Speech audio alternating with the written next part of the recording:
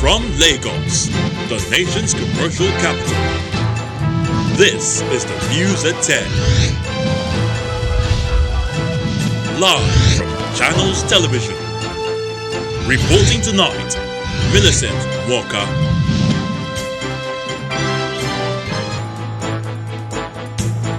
Good evening. Tonight, governors and traditional rulers from the southwest asked the federal government to adjust the country's security apparatus in order to address threats of insecurity in the country. Lagos State Attorney General orders release of 253 persons arrested by police in connection with the NSAS protest for non-disclosure of prima facie case against them by the police. Attorney General of the Federation says there are not enough evidence to prosecute 33 operatives of the disbanded SARS indicted by the Presidential Investigative Panel. And advisors to U.S. President-elect Joe Biden discuss likely composition of his team after the Democrat pledges the most diverse cabinet in history.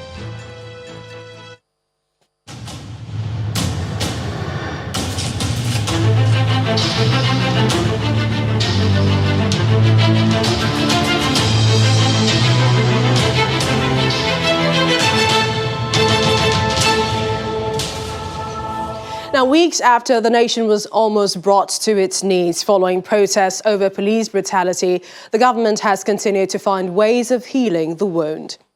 Today, a federal government delegation met with Southwest governors, traditional rulers and ministers from the region. At the end of the meeting, the government was asked to consider adjusting the security apparatus of the country to adequately address the threats and realities of insecurity in the country. The meeting also recommended for constant dialogue with monarchs of traditional institutions and establishment of a comprehensive program that addresses youth employment and empowerment, among others. Our correspondent, Olu Phillips, reports. The last has not been heard, at least not yet, as regards aftermath of NSAS protests, which degenerated swiftly. Serious conversations are holding in high places and among top government functionaries. In this room, comprising the Chief of Staff to the President, Ibrahim Gambari, the Southwest governors, first-class traditional rulers from the Southwest, the federal ministers from the region, and also top officials are probing more and asking questions of what possibly went wrong and what solutions there can be. Professor Gambari sets the tone this way. The charge given to those of us before you today by Mr. President is that through this engagement, we should listen carefully, we should understand fully and establish channels through which the voices of the people are heard without any filter and report directly to him. That signaled a possible no-holds-barred talk, which helped narrow the issues to negligence, security, broken relationship between the monarchs and the state, security structure, and overbearing political interference. You see all these people saying that police NSAS, police something. It is not police alone that requires reformation. It is the entire system in the country. Then the recommendations. I want to plead with the federal government to consider this issue of border closure. It has really hit up. It has really hit up the Lagos segment, down to Diroko and the rest of them. Most of these youths have nothing to do.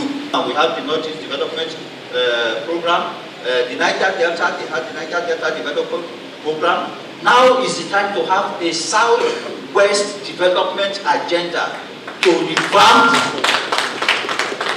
and reconstruct the destruction that took place in the Southwest. The communique has been presented as the meeting rose. It essentially captured the points raised. All also agreed that a reoccurrence of destruction should be avoided, and revisiting the recommendations of the 2014 Constitutional Conference report. Olu Phillips, Channels Television News. And still on the aftermath of the NSAS protests, the Attorney General of Lagos State, Mosorio Onigbanjo, has directed that the 253 persons arrested by the police for criminal offences in connection with the protests in the state be released immediately for non-disclosure of a prima facie case against them. A statement from the Office of the State's Attorney General explains that the Nigerian police forwarded 40 case files in respect of the 361 persons arrested for criminal offences in connection with the NSAS protest to the Directorate of Public Prosecution for legal advice between the 4th to the 5th of November 2020. The statement adds that while 81 persons have already been charged to court for various offences, the others will be dispatched to court on Monday, 9th November 2020. Out of the 361 persons, the Director of Public Prosecutions shall be prosecuting 92 persons for different offences, ranging from arson, stealing, breaking into buildings, armed robbery and murder, while the office has advised that 253 persons be released forthwith for non-disclosure of a prima facie case. Meanwhile, the Attorney General of the Federation, Abubakar Malami, has said there is no sufficient evidence to prosecute the 33 operatives of the disbanded Special Anti-Robbery Squad indicted in last year's report of a presidential investigative panel. He has therefore directed the Inspector General of Police, Mr. Mohammed Adamu, to set up a special investigation team to conduct thorough investigation into the cases. The report indicted 35 police operatives in 12 states and the Federal Capital Territory for various rights violations, including extrajudicial killing, death in police custody, unlawful arrest, biased investigation, unlawful intimidation, harassment, criminal assault, torture, cruelty, inhuman and degrading treatment, threat to life, extortion, and confiscation of property, amongst others. 33 others were recommended for prosecution and punishment, including sanctions like reduction in rank and dismissal. It also recommends that 57 victims be paid about 249 million naira as compensation, while the police should tender public apology to 35.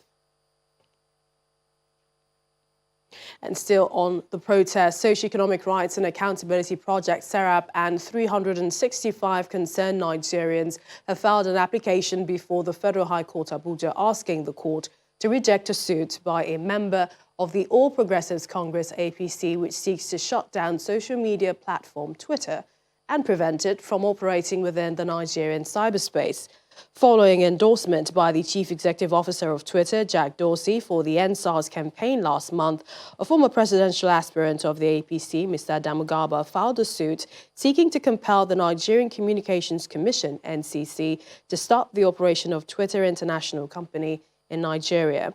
The suit, filed on behalf of SERAP by its lawyers Kolawole Oluwadare and Opeyemi Owolabi, read in part, SERAP and 365 concerned Nigerians have shown sufficient legal interest to warrant the granting of this application, as this will serve the interest of fair hearing guaranteed by Section 36 of the Nigerian Constitution and natural justice rule of audi alteram partem, meaning that in any dispute, the court must hear the other side. The plaintiffs insist that Twitter users in Nigeria will be grossly affected if the orders being sought by Mr. Garba are granted by court, as his suit is seeking to undermine the Constitution and internationally recognized rights of people to freedom of expression, peaceful assembly, and media freedom. Now, weeks after hoodlums attacked and burnt down police stations in Anambra State, reconstruction work has commenced on some of the affected police stations in the aftermath of the NSAS protests. This is noticed during the assessment tour by the Anambra State Commissioner of Police, Mr. John Abang, on some of the police stations affected. The police boss expresses joy at the latest development, which is undertaken by community members in the affected areas, and charges his men and officers to overcome the traumatic experience of the past few days. The Commissioner of Police, Mr. John Abang, visits the Central Police Station in Nnewi, where reconstruction commences on affected structures. He inspects the level of work, which is courtesy of Nnewi community, and expresses joy over the development. He also commiserates with his men and officers over the loss of their colleagues. Things like this happens once in a while. It shouldn't dampen our morale. It shouldn't dampen our enthusiasm. Rather, we should be challenged to do better in order to serve Nigerians in Anambra State. At the Area Command Headquarters in Nnewi, He is received by the area commander, although reconstruction work has not begun, but plans are on the way. However, it is an opportunity to rebuild confidence in the men and officers of the command. We have no other option than to support them, and at the same time, we'll be more interested to have a communication desk that they need to be using, because most often they come across most of these hoodlums who normally use this opportunity of what is happening to parade during the night. At Area Command Headquarters, Orifite, reconstruction work is ongoing, and the State Police boss still encourages the officers before checking on his men at Ihiala Police Station, where a colossal damage was done to every facility in the police station. He then visits Ogidi Divisional Police Station in Edemili local government area. The IG has directed that despite the losses we have suffered in terms of men and platforms and facilities, we must rise up and fulfill our constitutional responsibilities.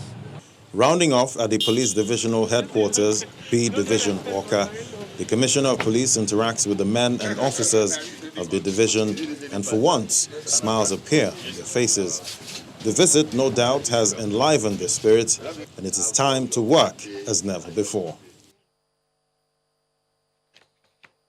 The Joint Health Sector Union, JOHESU, and Assembly of Health Professionals, including members of the Federal Neuropsychiatric Hospital, Calabar, have called on the federal government and other corporate organizations to assist in the remodeling of the Calabar Psychiatric Hospital, especially due to the recent looting of some of its equipment and the destruction of its structures.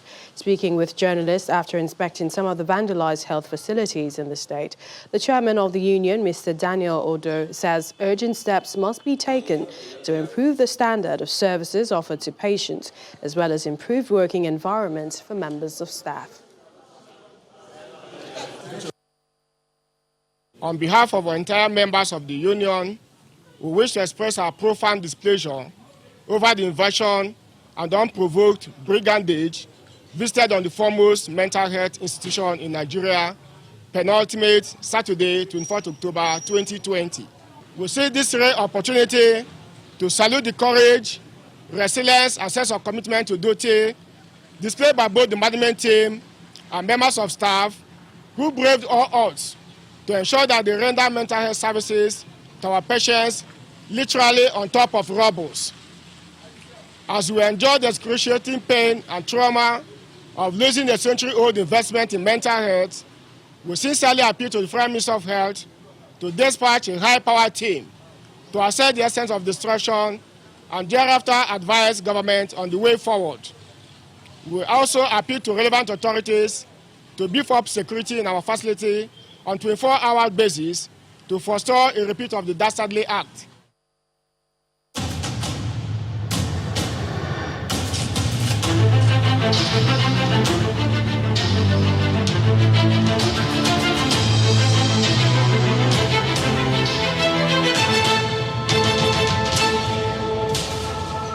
In part two, after the break, 1 year after a nationwide ban on night grazing by Mieti Allah cattle breeders, Yobe State records no single incident of farmers-herders clash. Please join us again.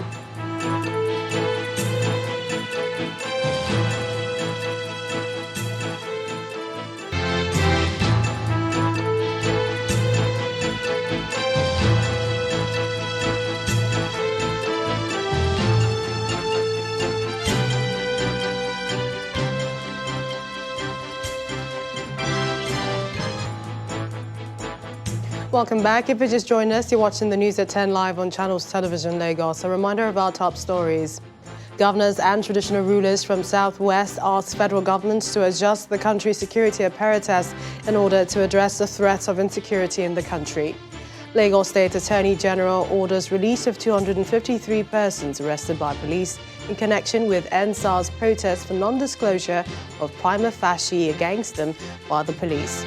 Attorney General of the Federation says there are not enough evidence to prosecute 33 operatives of the disbanded SARS indicted by the Presidential Investigative Panel. And advisors to U.S. President-elect Joe Biden discussed the likely composition of his team after the Democrat pledges the most diverse cabinet in history.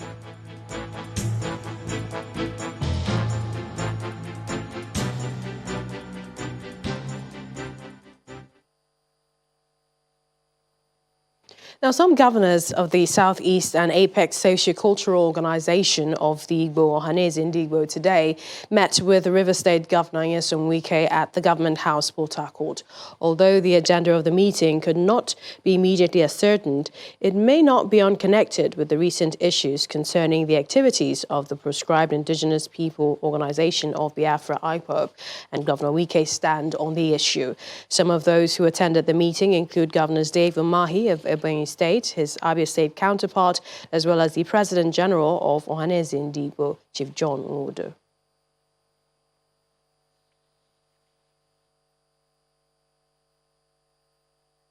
What is the problem?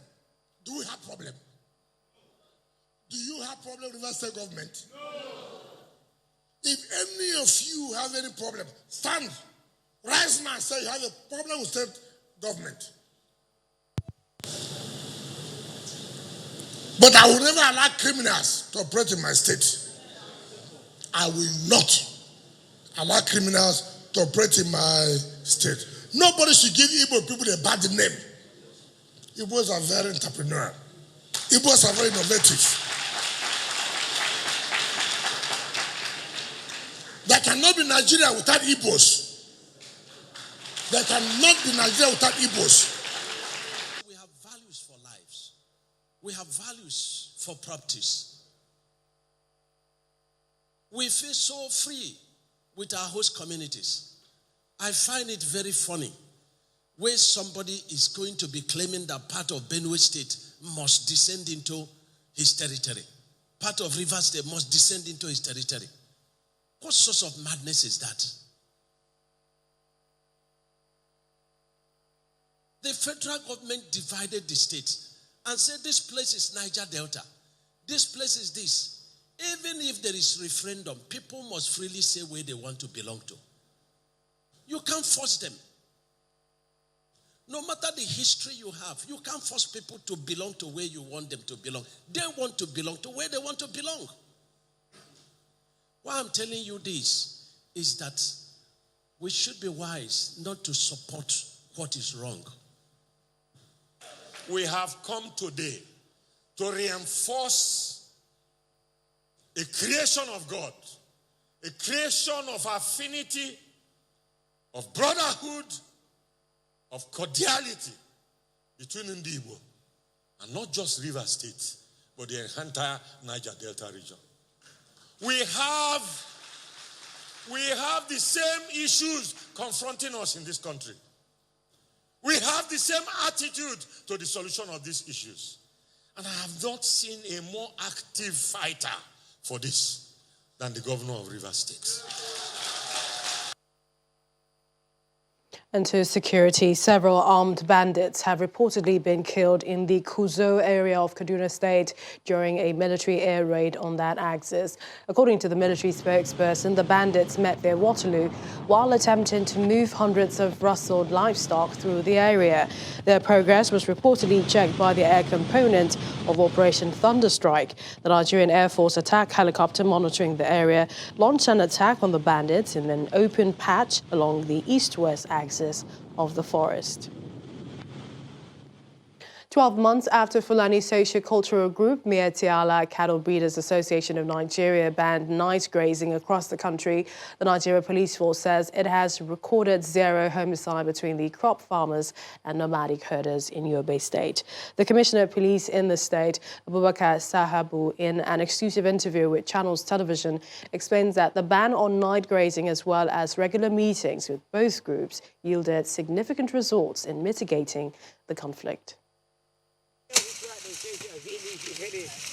The conflict between farmers and herders in recent years is a recurring decimal in Nigeria. According to Amnesty International, in 2018 alone, over 2,000 people have been killed with thousands rendered homeless.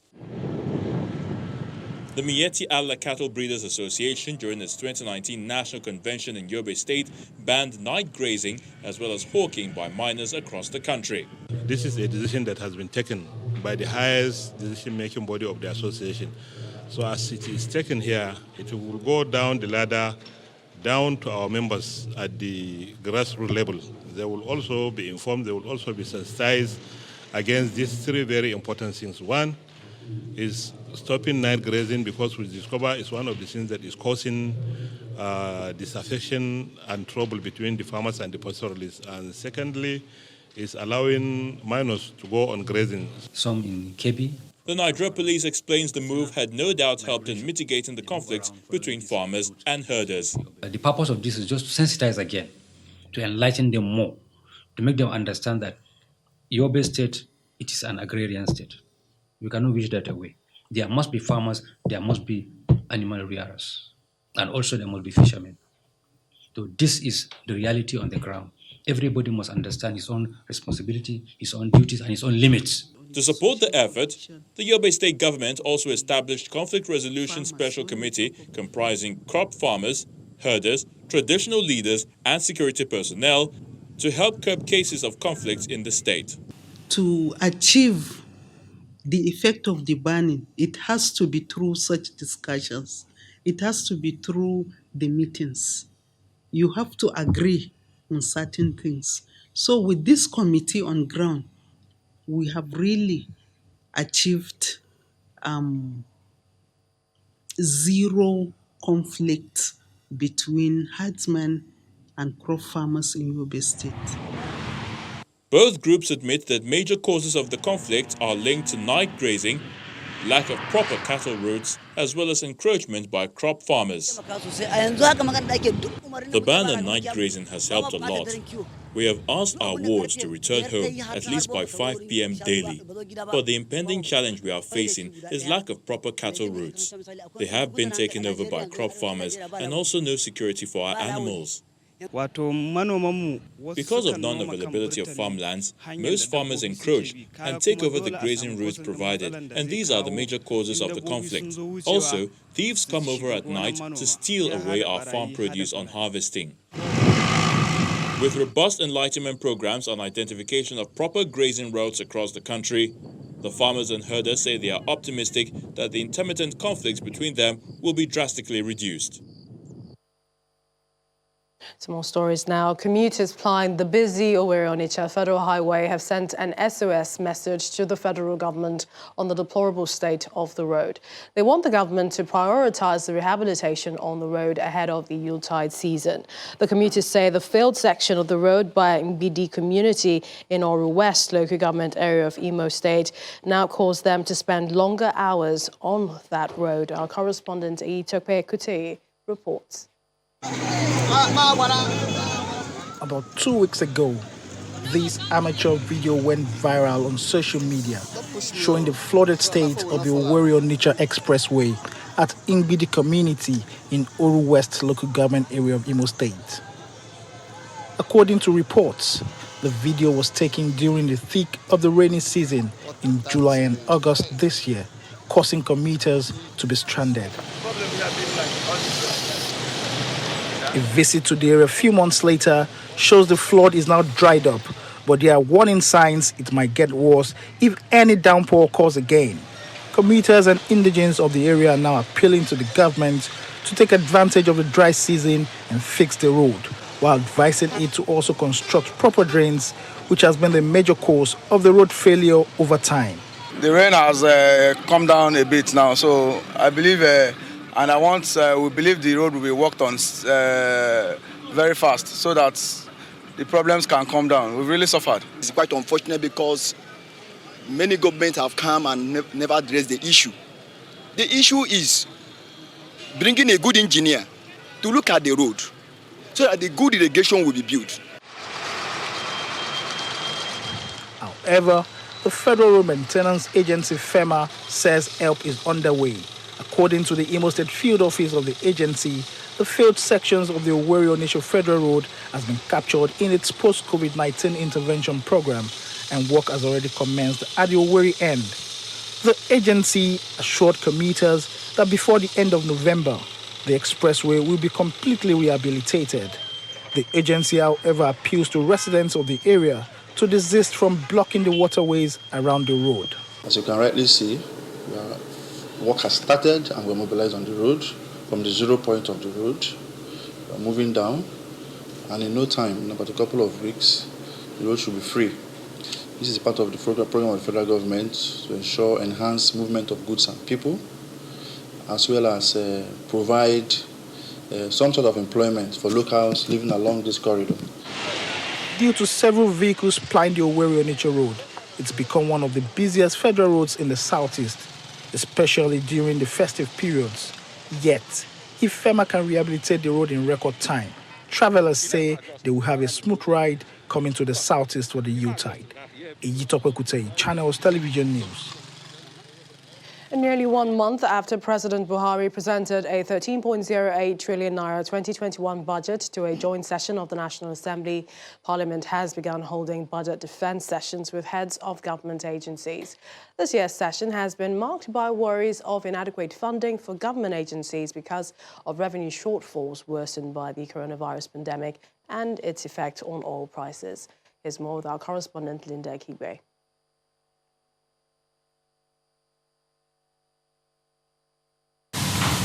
The yearly ritual where heads of government agencies engage with the National Assembly to defend their budgets has been ongoing in the last 2 weeks and is expected to continue till the end of November 2020.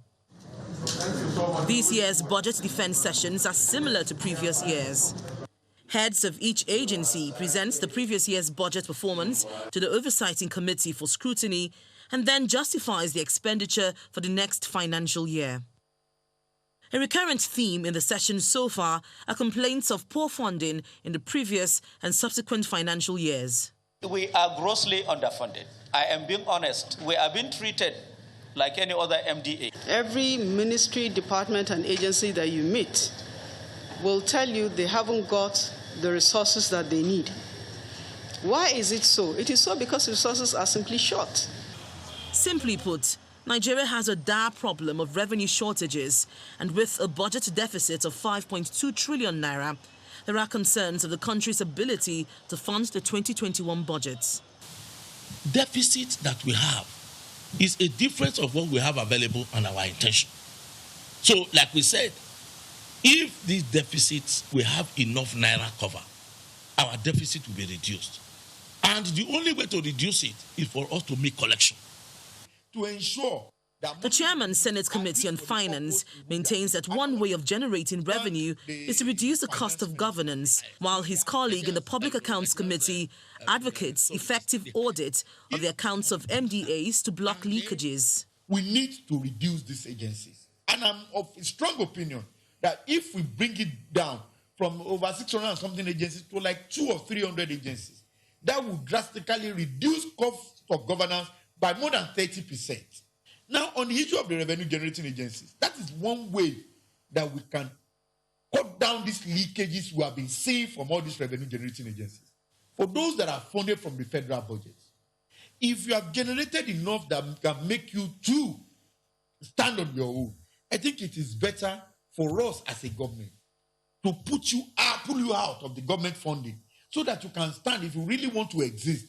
No nation talked about budget when the preceding year audited accounts have not been adopted. No nation. So, because all these ones add to leakages, that's the point I want to make. I can spend, I can always come and collect another one. We are not entitled to another one when you have not given account. Abroad, all the establishment acts, all the laws establishing all these agencies, go to them. You will see under audits, it's written there, your account will be audited 6 years into the new financial year. 6 months into the new financial year. Development economist Professor Kenife proposes a way the federal government can promote fiscal discipline. The 2007 Fiscal Responsibility Act says that within 90 days of going into force in 2007, the president should set some ratios. External debt to GDP ratio, domestic debt to GDP ratio, deficit, debt service to revenue. And where you don't have this set, There's a lot of fiscal indiscipline. The National Assembly, which has the power of the purse, has an integral role to play in promoting fiscal discipline by effectively oversighting government agencies, particularly the revenue-generating ones, as well as passing the Fiscal Responsibility Act 2020, which will empower the Commission to advance fiscal prudence in government agencies. Linda Akibe, Channels Television News. When the news at 10 returns, we'll be looking at attempts to regulate the social media in the country with our data analyst, Babajide Ogusanwo. Please join us again.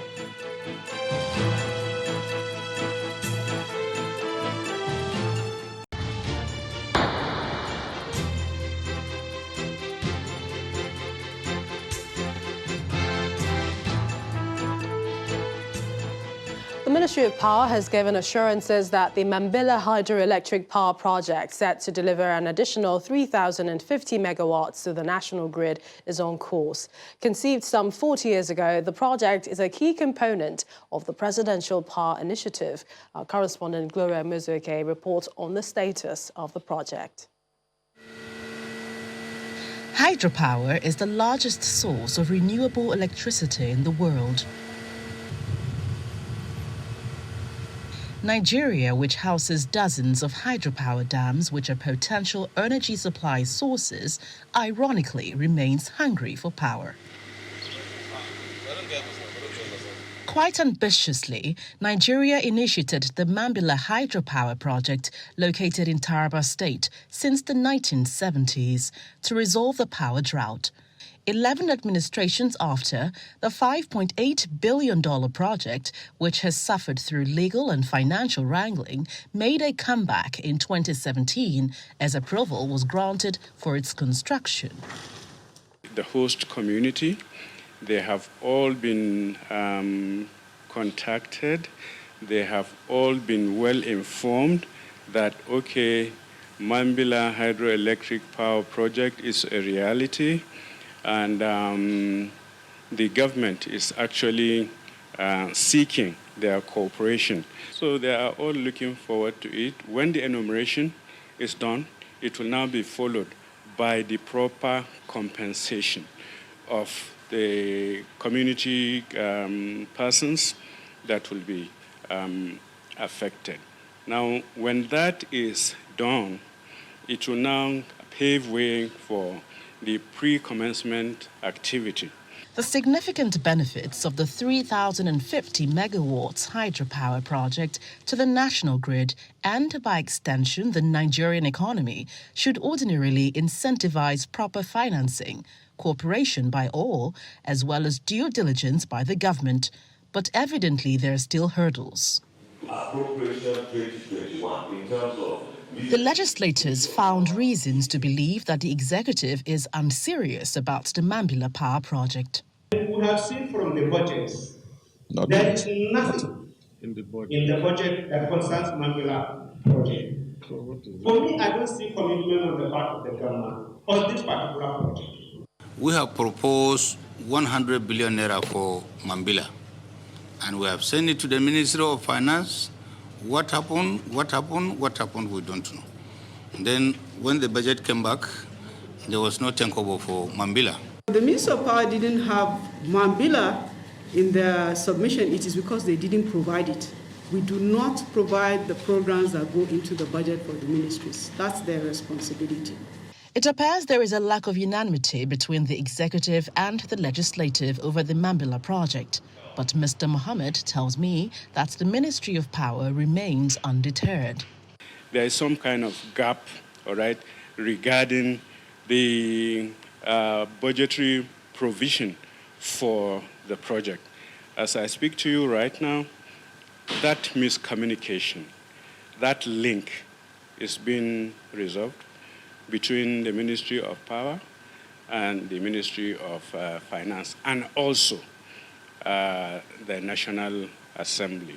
By the second quarter of 2021, all issues regarding the nitty-gritty of the project would have been resolved, and then the contractors, in conjunction with the Ministry of Water Resources, would obviously have been on the ground, hopefully by the second quarter. The survey markings that were done early in the year are there, and the sensitization exercise itself has come to tell us that practically something is now already happening. Details of a certificate of the joint venture project issued by the Bureau of Public Procurement in 2017 indicate an 85% concessionary loan from the China Export-Import Exim Bank and a 15% counterpart funding from Nigeria to finish construction of the Manbula project within an average 6 years. There are global concerns about the disastrous implications of hydropower projects like Manbula on the environment in developing countries. But when viewed through the lens of its substantial benefits to a staggering 81 million Nigerians who still have no access to electricity, the effect seemed less critical. Gloria Umezuke, Channels Television News. Now, items worth thousands of naira have been destroyed at a supermarket owned by the wife of former governor of Oyo State, Mrs. Florence Ajimobi. Grandex Stores is a grocery and household supermarket located at Bodija, Ibadan in Oyo State. According to eyewitnesses, the fire started about 3 p.m. from the back of the supermarket, gradually spreading to the main store before the fire was extinguished by men of the Federal Fire Service. The team leader of the Federal Fire Service, who spoke to journalists, attributed the incident to electrical sparks and overloading of electrical sockets. Mrs. Ajimobi later arrived at the scene with some friends and family members who joined in evacuating goods from the stores.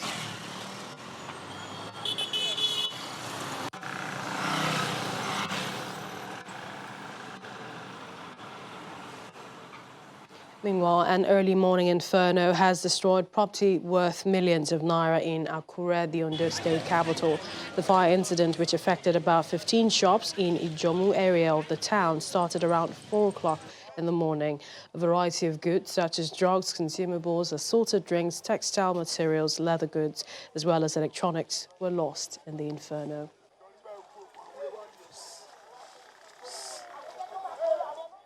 Now, our next story looks like one from the scenes of an award-winning romantic movie, except that this is no fantasy. Now, for 72 years, Israel and Esther Akujedi lived as a couple until October 30, when it all came to an end. This report by our correspondent, Orolua Shonibare, looks at the bond of love between the couple and how it played out till the very end. In 1948, everything was practically viewed in black and white, but not for a couple who had painted their future in the color of love. Israel Oluyemi Akujedi and Esther Abubakar Akujedi decided to spend the rest of their lives together, and they resided here in Ibadan, Oyo State. In sickness and in health, to love and to hold, till death do them part. Vows they took seriously. And October the 30th, 2020, showed how serious the promise of forever was for the couple. This is because on this day, Israel died. The information was kept from the wife, but her intuitive spirit sensed something was amiss. Her second son fills us in with what transpired. Immediately, I took my father to the mortuary, and I came back. I saw her.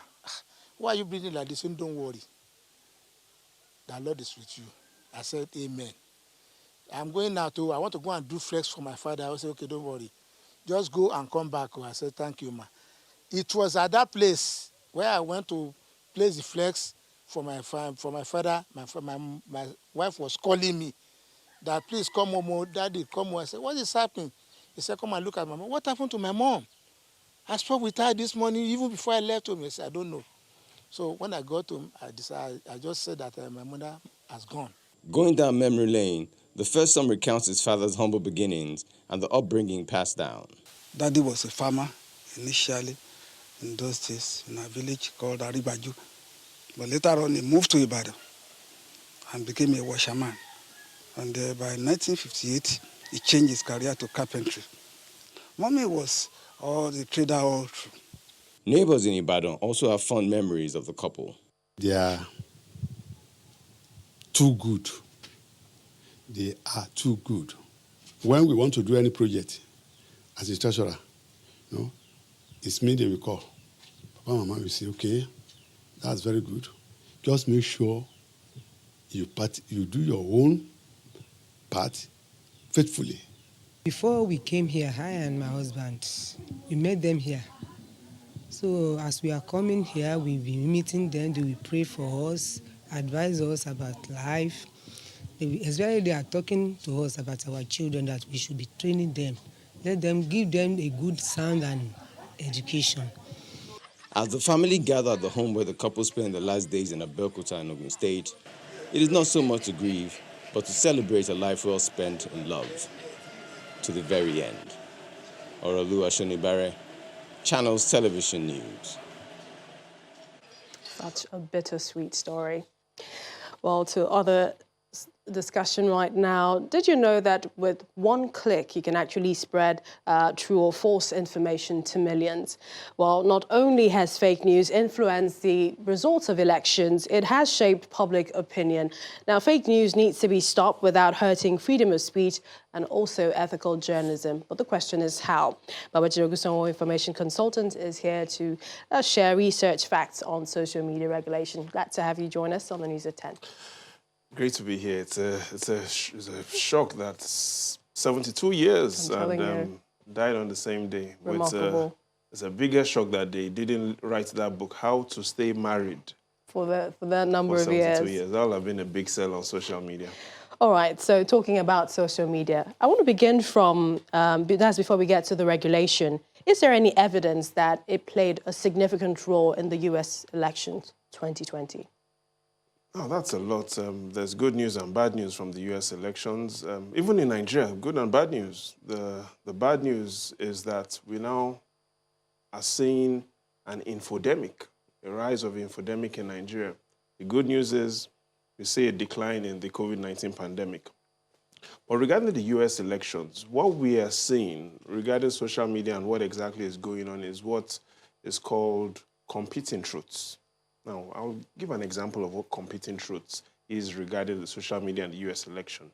The supporters of Joe Biden said, yes, Joe Biden perhaps has received the highest support in U.S. history, the first presidential candidate to cross the 70 million mark. So Joe Biden has received more than 70 million votes. And so his supporters are saying that goes in the history books. Competing truths. Now, Donald Trump, which is the fact, Donald Trump has also tweeted, he is the first United States president, sitting president, to also cross the 70 million vote mark. So that also shows, that's a fact, competing truth. 4 dozen years ago, Richard Nixon also made his claim that in that election in 1972, he defeated the Democratic candidate George McGovern with 18 million votes. Now, that margin of victory that Richard Nixon got in 1972 is the largest and still remains the largest in the democracy of the United States. And so we've seen 3 stories competing with each other, and they're all truth. And really that's the summation of the United States election. It is each person bringing out truths that are competing with each other, despite the lot of false and fake news that are also now coming into that mix. So let's look at Nigeria. Where do some of these social media posts, where do they come from? So we could look at the growth of mobile phone internet connections in Nigeria. And the Nigerian Communication NCC has provided that information. And if we take a look at that information, here's what you first of all notice is that there are 3 types of communicators we have. We have the advocates that are really bringing out good information. We have misinformers, those that are providing information that isn't accurate, but they're not doing that deliberately. It's a honest mistake.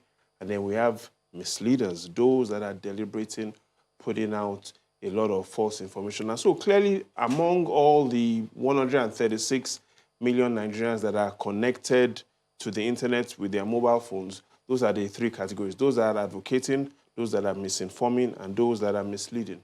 But here's specific where those tweets and posts are coming from. And if we take a close look at the growth of lines that have been connected, here's what you'll notice. The largest growth in the last 3 years has been Lagos. We've seen Lagos add an additional 4 million telephone lines connected to the internet, Kano an additional 4 million, and we see Ogun and Oyo, 2 other states in the southwest.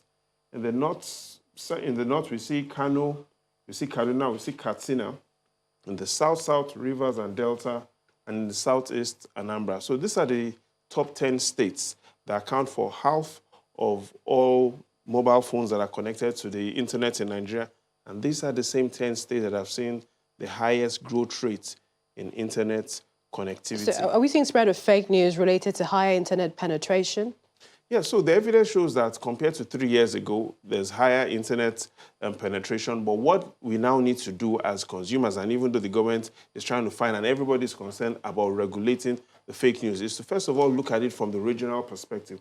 And from a regional perspective, we see that 2 regions, the southwest and the northwest, account for approximately half of all internet users in Nigeria. So we see the southwest, 29% of all internet lines are located in the southwest, and in the northwest, 19% of all internet users are located in the northwest. So while it is important that free speech isn't limited, ethical journalism is not restricted, it is that we need to also everybody has to play a role.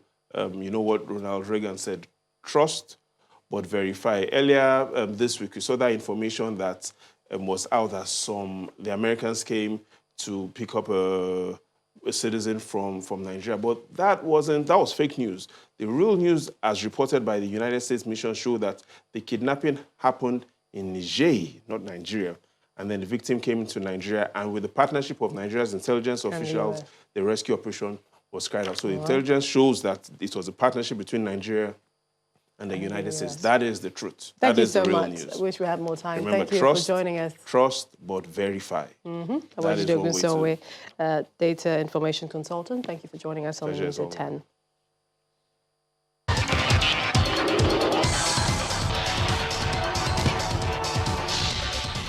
The league management company has proposed November the 15th as kickoff date for the 2020-2021 Nigeria Professional Football League season, which has been inactive since March this year owing to COVID-19 sports disruption. The club awaits the resumption of the league. It will, however, not be business as usual, as the league body has set up stringent rules for clubs to meet ahead of the new season.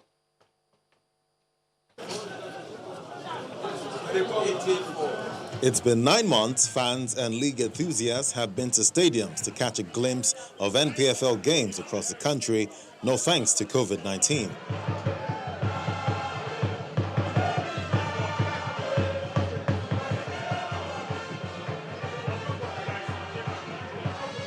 The anxious wait could be over soon, as the LMC has proposed November the 15th for the restart of a new season.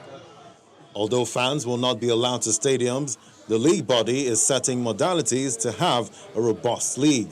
First is the mandatory club licensing for teams. Before you go into club licensing, there are a lot of things, factors that need to be, the structure of the teams themselves, has to be sound enough to encourage licensing.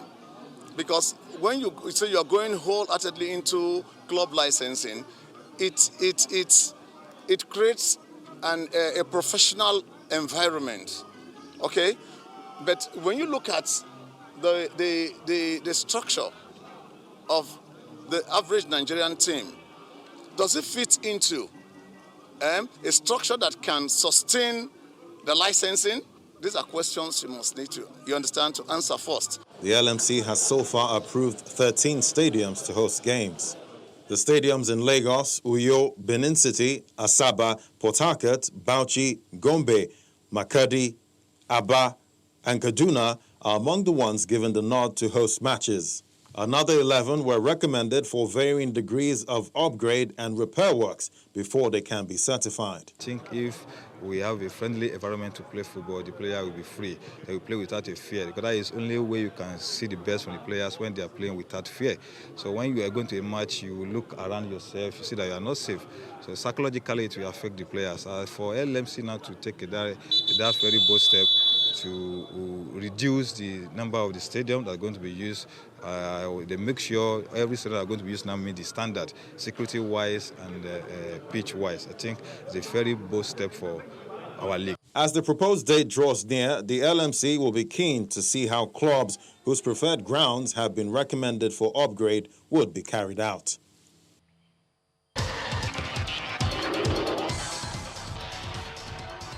To the international scene, former U.S. President and Republican George W. Bush has congratulated President-elect Joe Biden on his win, assuring Americans that their votes counted. According to Mr. Bush, President Trump has the right to request recounts and pursue legal challenges, and any unresolved issues will be properly adjudicated. He added that the American people can have confidence that this election was fundamentally fair, its integrity will be upheld, and its outcome is clear. He also said he had spoken by phone to President-elect Joe Biden and Vice President-elect Kamala Harris to congratulate them, calling Mr. Biden a good man who has won the opportunity to lead and unify the country. Former President Bush also congratulated President Donald Trump on winning the support of more than 70 million Americans, saying their voices would be heard through elected Republicans at every level of government. Advisors to U.S. President-elect Joe Biden are already discussing who can fill key posts after the Democrat pledged the most diverse cabinet in history. On Monday, the president-elect will name a group of scientists and experts to develop a blueprint for tackling COVID-19. Elsewhere, prominent Republicans in the U.S. Congress on Sunday urged President Trump to fight hard and not concede his loss to Mr. Biden in the race for the White House, saying unfounded allegations of fraud by the president must be investigated. Some of the Republicans also told Mr. Trump that legal challenges must be allowed to play out before he takes the next action.